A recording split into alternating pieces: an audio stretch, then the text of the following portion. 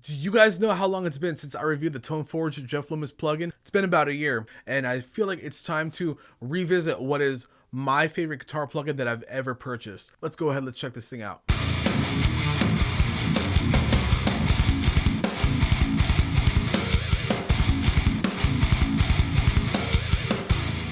What is up, everybody? I'm back. Your boy is back for now, at least. Right now, we're going to be revisiting the Toneforge Jeff Loomis plugin. Now, I purchased the Toneforge Jeff Loomis plugin in December of 2020, I believe.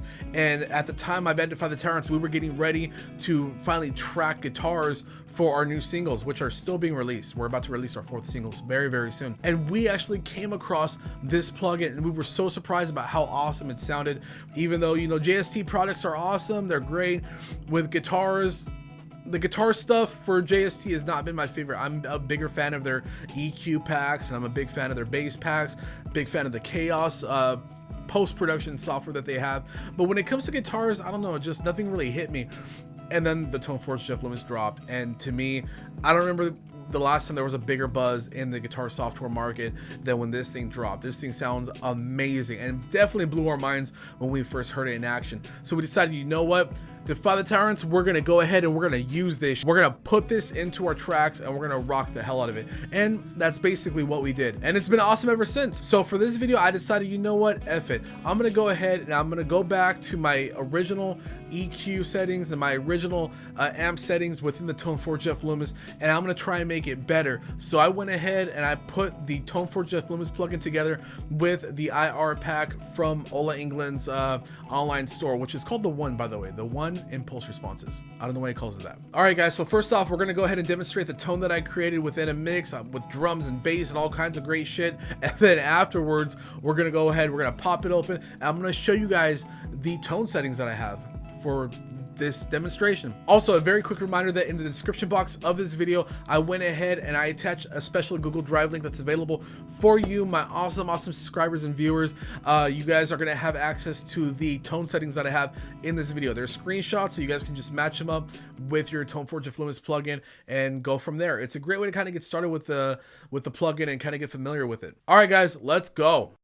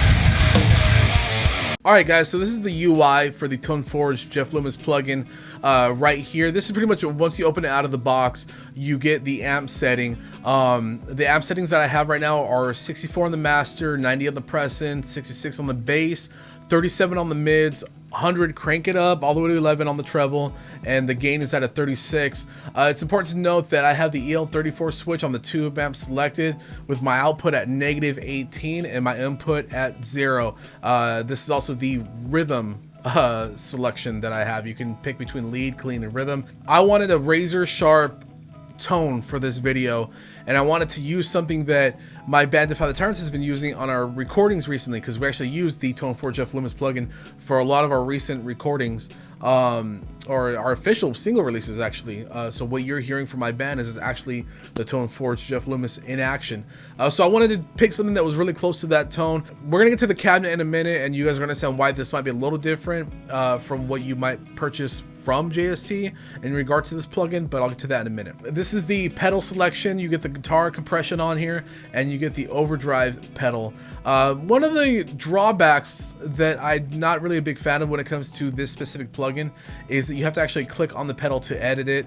I would have preferred to be able to edit it from here or here instead of having to click over to it and then doing it from there. I don't know, it's just kind of like a little bit of a pain in the ass, but a small pain in the ass. It's fine. My output is at 67, sensitivity at 0 for my guitar compression pedal. For the overdrive pedal, which I believe is based off of a Tube Screamer, I have to check my research on that, but I believe it is a Tube Screamer. The drive is at a 0 with the balance at a 71, and the tone is pretty much a minute past midnight.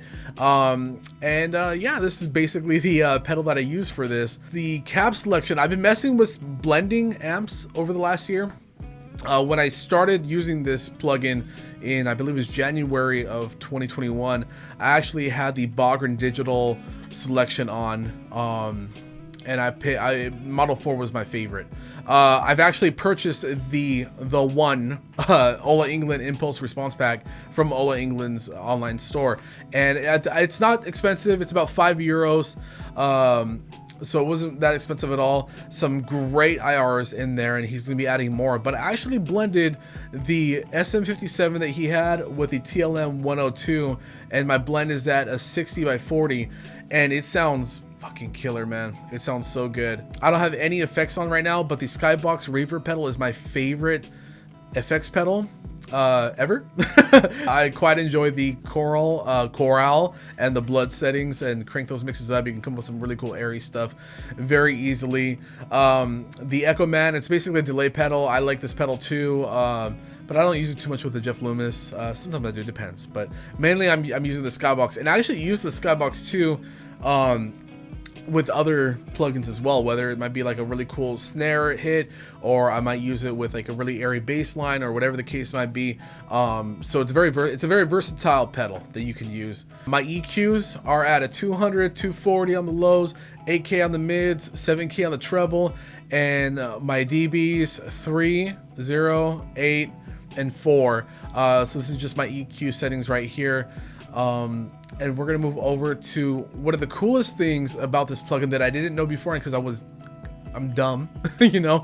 I'm simple when it comes to guitar plugins and EQs and mixing and all that, is actually the dynamic selection. And right now my dynamic selection, the crossover frequencies is at a 161.6, and this is actually based, I believe it's based off of your guitar settings. So I put the screenshot for this in the Google Drive for you guys to grab, but I believe this is going to depend on your instrument's sonic capabilities. So just putting that out there for you guys real quick, letting you guys know this part might not mean much to you when it comes to taking the screenshots in the Google Drive, but everything else, you know, everything from the amp settings and the pedals and the EQs and the blending, I'm sure you guys can get some really cool results. Looking back at the Toneforge Jeff Loomis plugin, revisiting this plugin, it is my favorite guitar plugin. I know I'm always saying the S-Steel Tone Hub Mark Lewis plugin is my favorite, and really it is only because it's CPU less heavy.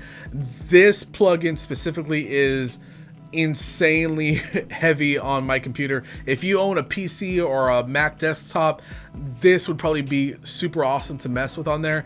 When it comes to using a MacBook laptop, I actually have to track my guitars with a separate plugin, and then once I'm done with that track, then bring this over to whatever track I'm using and just replace the plugin. All right, guys, I really hope that you guys enjoyed this video. I hope you guys found this video informative. It was nice to revisit the Toneforge Jeff Loomis plugin after a year. It's been a year since these things came out, and I still enjoy it. It's still my favorite guitar plugin, and if you haven't got it, I highly advise you guys go grab it. It is worth your money, even if, you know, your computer's not that great when it comes to CPU. I would say try and upgrade or try to find a workaround. I found a workaround when it comes to my workflow with this plugin, but I would definitely say you guys should definitely mess around with working around, and just, you know, you really do get a bang for your buck. I hope you guys enjoyed this video. Let me know what you guys thought in the comments below. Let me know if you found this video informative, and I'm gonna catch you guys on the next video. Please make sure to, like always, wash your ass, wash your hands, and keep it heavy.